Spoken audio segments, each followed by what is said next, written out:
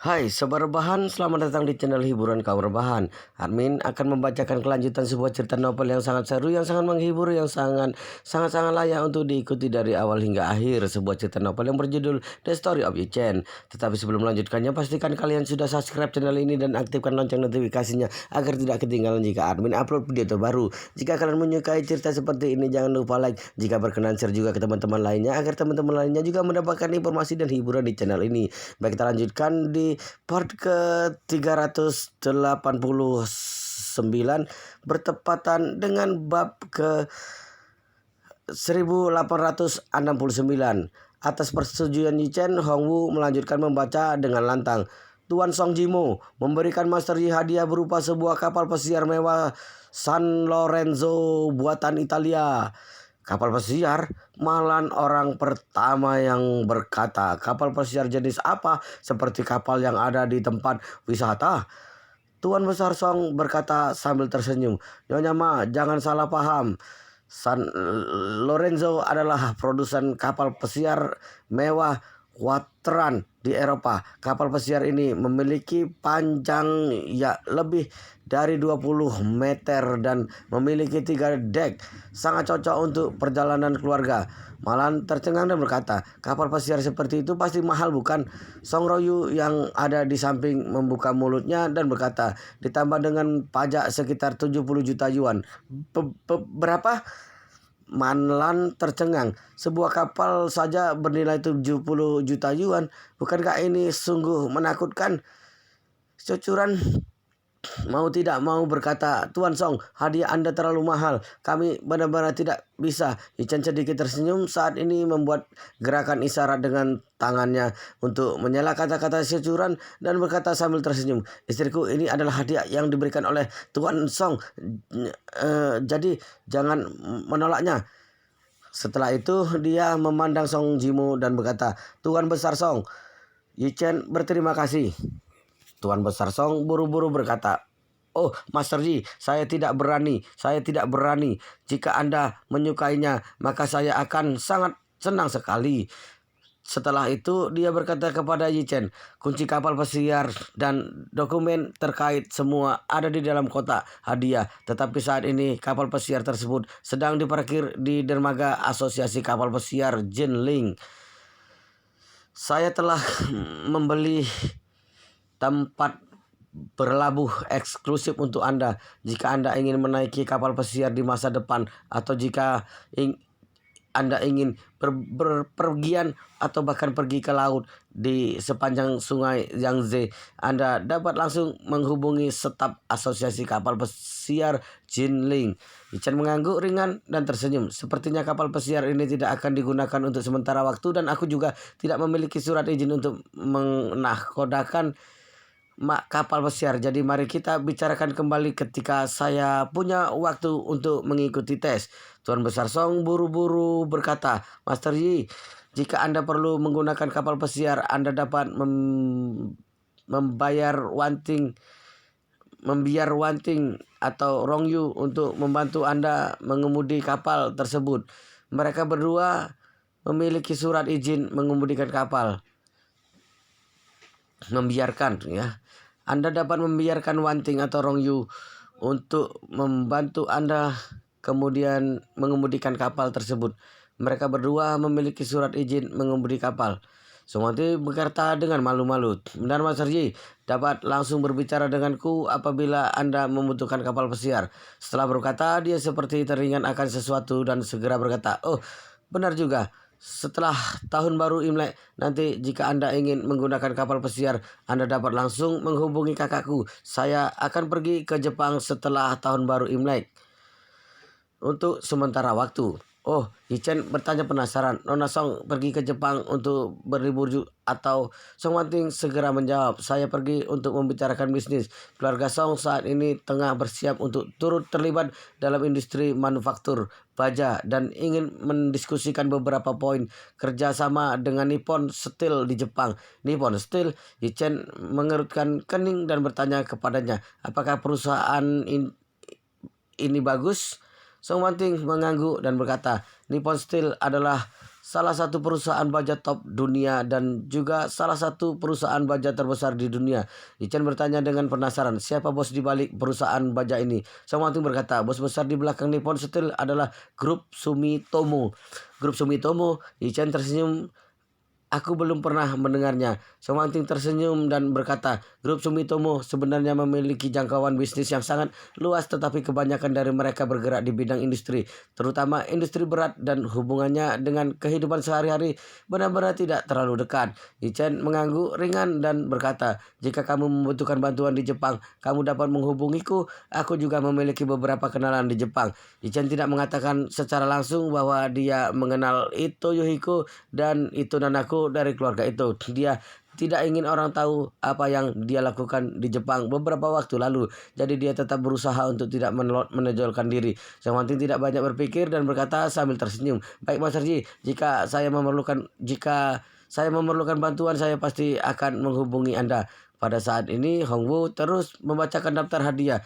Dr. Sakti Sitianki memberikan sepasang pas King Hua Longwen Xianger.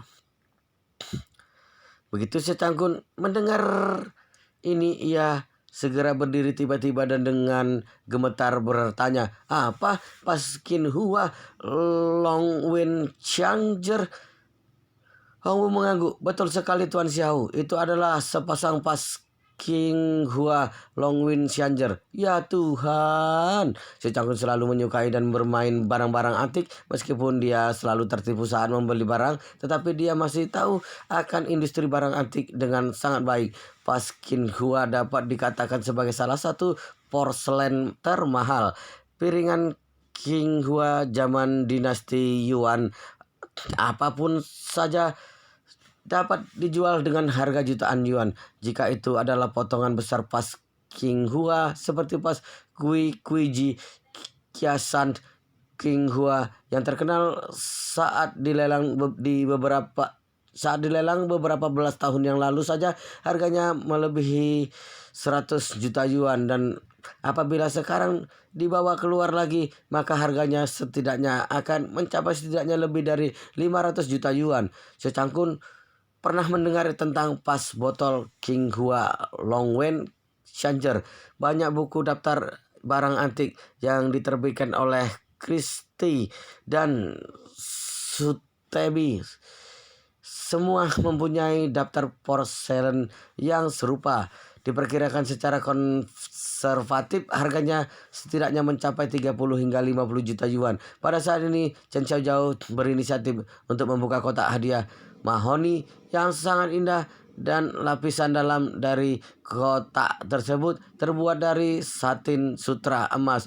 2 buah pas porselen pas King Hua yang indah terletak di tengah lapisan sutra dan satin tersebut. Bola mata Secangkun hampir terlepas dari rongga matanya. Ini adalah Paskin Hua, koleksi terbaik bagi para pecinta barang antik. Dengan memiliki Paskin Hua dapat diartikan sebagai bahwa koleksinya telah berakhir. Pada saat ini Secangkun tidak sabar untuk melangkah maju untuk mengambil salah satu pas tersebut dan memainkannya dengan hati-hati. Namun dia merasa sedikit merinding ketika dia teringat kembali ketika dia memecahkan sebuah pas giok zaman dinasti Tang di aula Jiqing. Perlu diketahui bahwa harga pas-pas King Hua ini beberapa kali lipat jauh lebih mahal dari pas giok tersebut. Ichen melihat bahwa ayah mertuanya sangat menyukai pas tersebut, segera tersenyum dan berkata kepada si Tianqi, Dr. Sakti, terima kasih atas pemberian Anda. Ayah mertuaku adalah seorang penikmat barang antik. Biarkan dia menikmati barang antik tersebut dari dekat. Si Tianqi segera berkata, silakan Master Yi. Ichen berjalan ke depan Chen Xiaojiao. Ia mengeluarkan salah satu passenger keluar lalu kemudian menyerahkan kepada Xiao Cangkun sambil tersenyum dan berkata, ayah, bukankah ayah sangat menyukai barang antik? Biarkan aku mempergunakan kesempatan ini untuk menghadiahkan pas antik ini kepada ayah. Ketika Xiao Cangkun mendengar ini, seluruh tubuhnya gemetar karena kegembiraan. Dia sudah sangat bersemangat di dalam hatinya, tetapi dia berkata dengan tersanjung di wajahnya, Bagaimana mungkin bisa ini sangat berharga? Malah juga sedikit cemburu meskipun dia tidak tahu berapa harga sepasang pas Qinghua Xianjer yang sebenarnya, tetapi dia mengetahui bahwa barang ini tidaklah murah dan dapat memperkirakan bahwa harga sepasang pas ini setidaknya mencapai puluhan juta yuan. Oleh karena itu, dia berpikir dengan masam di dalam hatinya, Yichen hanya memberikanku kosmetik dan tas seharga ratusan ribu yuan, tetapi secangkul ini malah mendapatkan hadiah sebesar puluhan juta yuan. Mengapa dia bisa mendapatkan itu? Ketika Malan sedang merasa sangat iri di dalam hatinya, Yichen pun tersenyum kepada Xiao Changkun dan berkata, ini adalah hadiah dari Dokter Saktisi. Janganlah barang ini, jagalah barang ini.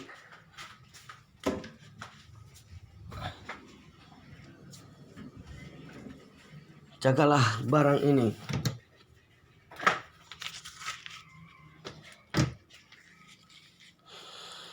Jagalah barang ini dengan baik sebagai koleksi di rumahmu dan jangan dibawa keluar apalagi sampai dijual.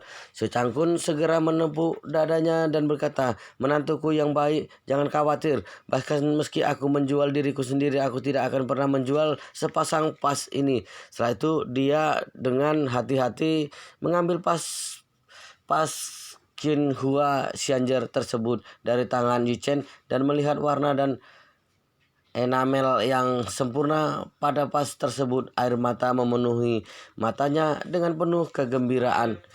Malan akhirnya menghela napas lega dan berpikir. Sebentar guys.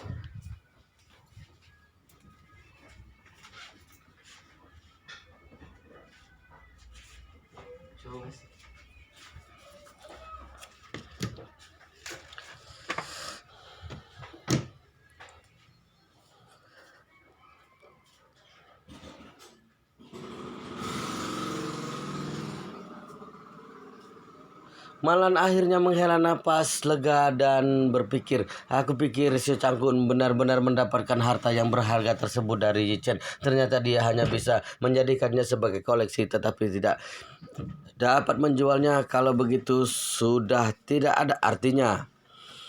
Malan memiliki dua standar untuk mengukur nilai barang. Yang pertama adalah berapa banyak uang yang dapat ditukar dengan barang ini. Yang kedua adalah berapa banyak wajah yang bisa didapatkan dari barang ini.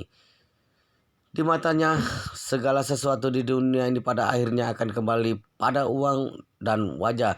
Misalnya Yichen memberinya satu set produk perawatan kulit kaviar kelas atas dengan harga pembelian hampir 400.000 yuan dan setidaknya dapat dijual lebih dari 300.000 yuan di luaran sana. Dengan begitu dia pun dapat dengan jelas merasakan nilai dari 300.000 yuan tersebut.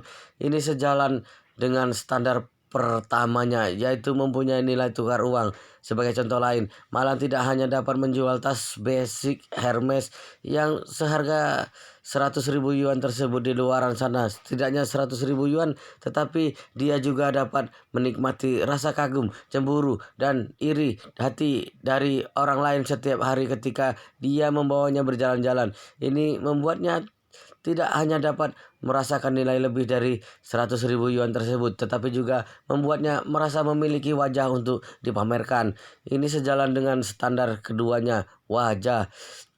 Pada saat ini, Malan melihat set pas Qinghua tersebut dan berpikir dengan kurang minat. Jika suatu barang tidak dapat ditukar dengan uang dan tidak dapat dibawa keluar rumah untuk dipamerkan kepada orang-orang, maka berapa harganya?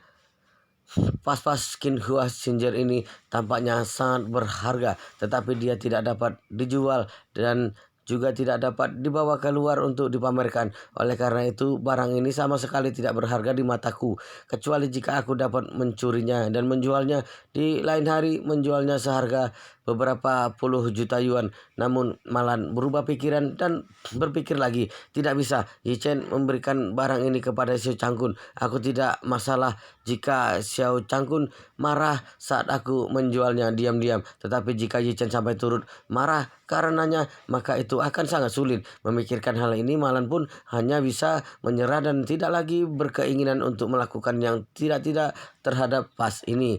Pada saat ini, Hongwu kembali melanjutkan membaca daftar hadiah. Qin Gang memberikan batu zamrud senilai 50 juta yuan dan Wang Zhengang memberikan berlian merah muda dengan nilai yang hampir sama. Keduanya relatif akrab dan memiliki hubungan yang baik. Pada pameran mobil terakhir kali, kedua pria itu juga memberi Yi Chen mobil sport tanpa sempat berjanjian sebelumnya. Jadi kali ini mereka berdiskusi lebih dahulu dan memberikan permata yang berharga secara bersama-sama. Meskipun semuanya adalah permata dan harganya mirip, tetapi jenisnya berbeda. Jadi mereka tidak takut apabila berbenturan satu dengan yang lain. Pada saat ini Qin Oksu dan Wang Yunke masing-masing memegang kotak hadiah dan memperlihatkan batu permata yang ada di dalamnya. Dua buah permata, satu berwarna hijau dan yang satu berwarna merah muda, masing-masing memantulkan warna-warni cahaya dan penampilannya yang benar-benar sempurna. Malan sangat tertarik pada kedua permata ini sehingga bola matanya hampir melompat masuk ke dalam kotak hadiah tersebut. Dia tidak bisa untuk tidak memikirkan kembali akan gelang giok yang diberikan oleh Qin Gang kepada Yi Chen sebelumnya. Gelang itu bernilai setidaknya beberapa juta yuan dan Yi Chen memberikannya kepada Xiao Churan dan kemudian diambil diam-diam oleh Malan untuk dipakainya saat pergi keluar. Saat memakainya, dia merasa bahwa gelang itu sudah menjadi miliknya, tetapi kemudian ia dijebak oleh Qian Hoqian dan gelang itu dibuat patah secara tidak sengaja olehnya. Hal ini selalu menjadi rasa sakit di hati Malan yang tidak ingin dia ingat kembali. Selain itu, semenjak hari itu Malan tidak lagi memiliki banyak perhiasan yang layak untuk dipakai olehnya. Sekarang ketika dia melihat kedua permata yang sangat jernih dan sempurna ini, dia tiba-tiba mempunyai niatan di dalam hatinya. Dia berharap untuk dapat menggunakan kedua batu permata itu untuk dijadikan sebagai kalung olehnya, lalu mengenakannya di lehernya dan dipakai untuk pamer di luaran sana. Namun dia hanya berani berimajinasi akan hal tersebut. Jika Yi Chen tidak memberikan kepadanya, maka dia juga tidak akan pernah berani untuk mencurinya. Setelah memamerkan permata, Hongwu melanjutkan membaca. Presiden Li Tailai memberikan sebuah helikopter SC-145 yang diproduksi oleh perusahaan Airbus Helikopter. Begitu kata-kata ini keluar, seisi ruangan seketika terkejut. Baru saja Tuan Besar Song memberikan kapal pesiar dan sekarang Li Tailai menghadiahkannya sebuah helikopter. Securan juga terkejut sehingga tidak dapat mengatakan sepatah kata pun setelah menerima begitu banyak barang. Saat ini dia sudah menjadi sedikit takut. Takut karena hadiah-hadiah ini terlalu mahal dan berharga, sangat berharga. Bahkan mereka yang berada di kelas atas tidak akan pernah memberikan hadiah yang begitu mahal. Sejauh ini harga dari semua hadiah yang disebutkan sebesar 10 juta yuan atau bahkan lebih tinggi. Sebutlah salah satu dari antara hadiah tersebut secara sembarangan, itu saja sudah merupakan harta yang sangat berharga, dan orang-orang ini malah menghadiahkan kepada Yi Chen hadiah ini membuat Securan merasa sangat ajaib. Li Tailai berkata pada saat ini, Master Yi, saya mendengar bahwa Anda tidak begitu sering meninggalkan Jinling dan kota Hai. Sebenarnya tidak berjarak jauh-jauh dari Jinling. Jika mengendarai mobil, mungkin hanya membutuhkan waktu 4 hingga 5 jam untuk tiba di sana. Tetapi jika Anda naik helikopter, maka Anda akan dapat segera tiba dalam waktu 2 jam saja. Oleh karena itu, saya ingin menghadiahkan sebuah helikopter untuk Anda. Jika Anda memiliki kebutuhan perjalanan jarak pendek dan menengah, Anda dapat menaiki helikopter secara langsung dan ini jauh lebih cepat daripada mobil. Yi Chen sedikit mengangguk. Terima kasih Presiden Li. Sebenarnya baik itu pemandian air panas, kapal pesiar pribadi ataupun helikopter, itu semua tidak begitu menarik bagi Yi Chen saat ini. Ketika dia masih kecil, keluarga Yi memiliki hampir semua jenis transportasi sipil. Jutaan dan puluhan juta mobil mewah pun tidak dapat dibandingkan karena keluarga Yi memiliki beberapa jet pribadi senilai ratusan juta dan bahkan miliaran yuan. Villa dan motor dengan nilai lebih dari 100 juta yuan juga ia miliki di seluruh dunia dan jumlahnya tidak dapat dihitung. Belum lagi kapal pesiar mewah. Bahkan ketika ayah Yi Chen masih muda, dia pernah membeli sebuah kapal pesiar mewah. Jenis kapal pesiar yang ia beli adalah jenis yang dapat digunakan untuk berkeliling dunia sambil membawa ratusan orang dan juga mempunyai landasan helikopter. Saat itu Yi Changjing membeli kapal pesiar mewah sepenuhnya hanya untuk membuat istrinya bahagia. Meskipun ibu Yi Chen juga adalah keturunan Tionghoa, tetapi dia adalah orang Tionghoa yang memiliki kewarganegaraan asing. Seluruh keluarganya berada di seberang samudera. Dia dibesarkan di barat dan sangat mengagumi perjalanan luar ruangan demi memenuhi kebutuhan istrinya untuk dapat mengunjungi keluarga dan berpergian. Yi Changjing membeli kapal pesiar mewah dan berjanji bahwa dia akan meluangkan waktu 2 bulan setiap tahunnya untuk menemaninya pergi menaiki kapal pesiar untuk mengunjungi kerabat-kerabatnya, menyusuri sisi lain dunia dan melewati bumi, dan juga dapat berjalan-jalan bersama-sama. Sejak Yi Chen berusia 3 tahun, dia mengikuti orang tuanya kembali ke rumah neneknya setiap tahun dengan kapal pesiar mewah sampai orang tuanya mengalami kecelakaan saat dia berumur 8 tahun. Orang lain berharap dapat melakukan perjalanan untuk mengelilingi dunia sebelum meninggal. Tetapi Yi Chen telah melakukan perjalanan tersebut setahun sekali sejak dia berusia 3 tahun. Dalam beberapa tahun itu, Yi Chen menjalani kehidupan mewah yang tidak dapat dinikmati banyak orang sepanjang hidup mereka, sehingga dia secara pribadi tidak mengejar hal-hal materi. Semua orang melihat ekspresi di wajah Yi Chen masih sangat tenang ketika menerima begitu banyak hadiah seperti ini, dan semua orang pun tidak bisa menahan perasaan sedikit malu dan canggung. Mereka tahu bahwa tidak ada satupun hadiah yang diberikan dapat mengenai hati Yi Chen. Kemudian Wei Liang memberikan Yi Chen sebuah watu gio yang telah diukir menjadi Guan Yu Cheng. Dalam kata-katanya, Guan Yun Chang adalah dewa perang dan kekayaan dan dapat melindungi keselamatan Yi Chen serta memberikan kekayaan kepadanya. Yi Chen tersenyum berterima kasih kepadanya dan menerima hadiah tersebut, tetapi hatinya masih tetap tenang dan tidak bergejolak. Hingga akhirnya sampai pada giliran Hongwu, dia mengeluarkan sebuah kotak hadiah yang dikemas dengan indah dan menyerahkannya kepada Yi Chen sambil berkata dengan sungguh-sungguh, "Master Yi, berikut ini adalah hadiah kecil yang dapat saya berikan kepada Anda."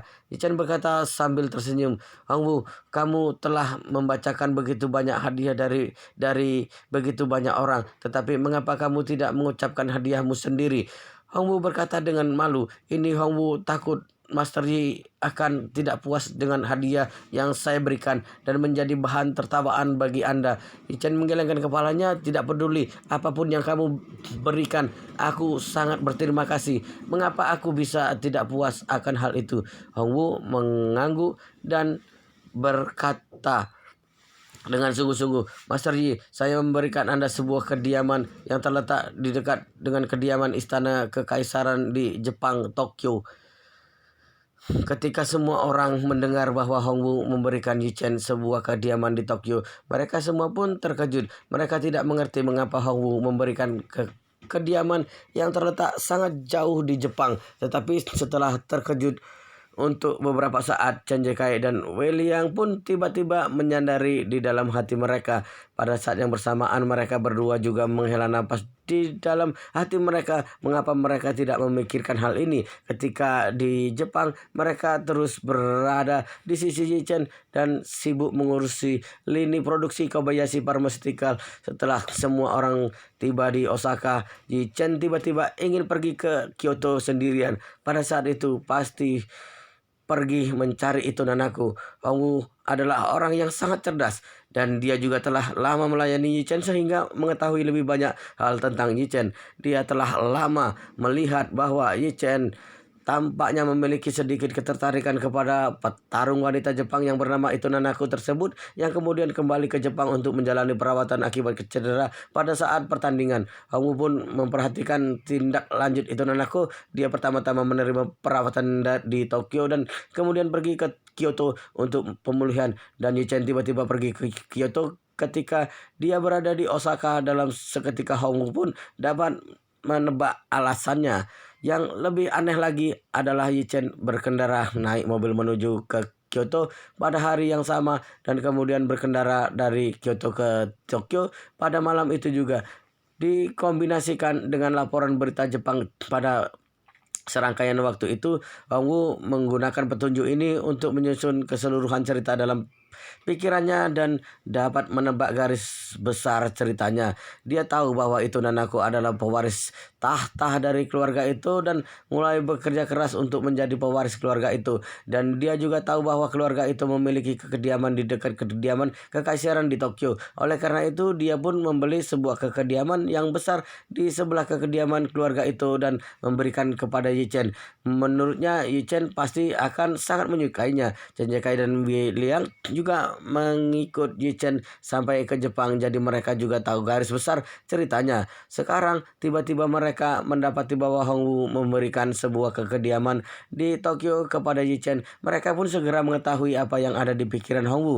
Di satu sisi mereka sangat mengaguminya, tetapi di sisi yang lain mereka berdua juga kesal karena mereka tidak terpikir sampai tahap ini. Ketika Yi Chen mendengar bahwa Hong Wu telah memberikannya sebuah kediaman di Tokyo, hal pertama yang dia rasakan dalam hatinya adalah terkejut. Awalnya dia tidak mengerti mengapa Hong Wu memberikan sebuah kediaman di Tokyo, dan tampaknya kediaman tersebut dekat dengan kediaman keluarga itu di Tokyo.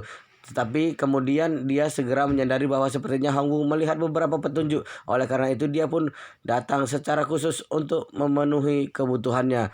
Pada saat ini Yi Chen tiba-tiba merasa sedikit campur aduk di dalam hatinya. Dia memang mengagumi Ito Nanako dan tahu bagaimana perasaan Ito Nanako kepadanya, tetapi dia sudah menikah, jadi dia tidak boleh terlalu dekat dengannya. Sebelumnya di Jepang, alasan mengapa dirinya ingin bertemu dengan Ito Nanako adalah terutama karena ingin menyembuhkan cederanya, tetapi dia tidak menyangka bahwa ada banyak hal yang terjadi kemudian. Setelah menyembuhkan Ito Nanako dan pada saat yang sama mengantarkannya dengan selamat sampai di Tokyo, Yi Chen pun sudah merasa tenang lebih banyak. Tetapi sekarang Hong Wu tiba-tiba memberikan sebuah kediaman di Tokyo, dan pada saat yang sama juga kembali memperdalam citra Ito Nanako di dalam benak Yi Chen. Pada saat ini Malan bertepuk tangan dengan gembira. Wah, aku sudah lama pergi ke Jepang, berjalan-jalan, melihat bunga sakura, berbelanja, dan lain-lain. Jika kita sudah mempunyai kediaman sendiri di Tokyo, maka bukankah kita bisa pergi sering-sering ke sana? Hong Wu segera berkata, Nyonya Ma, Anda dapat pergi ke sana kapanpun yang Anda inginkan. Saya juga telah menyiapkan beberapa pelayan di Tokyo yang selalu siap siaga sepanjang waktu untuk memastikan bahwa tidak peduli kapanpun dan jam berapapun Anda pergi ke sana, ke kediaman Anda berada dalam kondisi yang terbaik, dan juga ada orang yang telah didedikasikan untuk melakukan yang terbaik untuk menjaga Anda. Wah, bagus sekali, Malan berkata dengan penuh semangat. Aku selalu ingin bepergian ke luar negeri sejak dahulu. Hanya saja sangat disayangkan aku melalui hari-hari yang kurang lancar pada tahun-tahun awal dan juga tidak ada kesempatan untuk berpergian. Sekarang menantuku sudah sangat hebat, jadi aku bisa sering-sering berpergian di masa depan. Setelah itu dia bertanya kepada Tuan Besar Song, "Oh, Tuan Song, apakah kapal pesiar yang Anda berikan kepadaku bisa membawa kami sampai ke Jepang?" Wow, luar biasa sekali guys. Ceritanya sangat seru, sangat menarik, sangat menghibur, sangat membuat kita penasaran jika tidak mengetahui cerita kelanjutannya. Tetapi sepertinya kali ini di video ini sampai di sini dulu, dan kita akan lanjutkan di part berikutnya di video selanjutnya. Pastikan kalian sudah subscribe channel ini dan aktifkan lonceng notifikasinya agar tidak ketinggalan jika admin upload video terbaru. Jika kalian menyukai cerita seperti ini, jangan lupa like. Jika berkenan, share juga ke teman-teman lainnya agar teman-teman lainnya juga mendapatkan informasi dan hiburan di channel ini. Baik, kita lanjutkan di part berikutnya di video selanjutnya.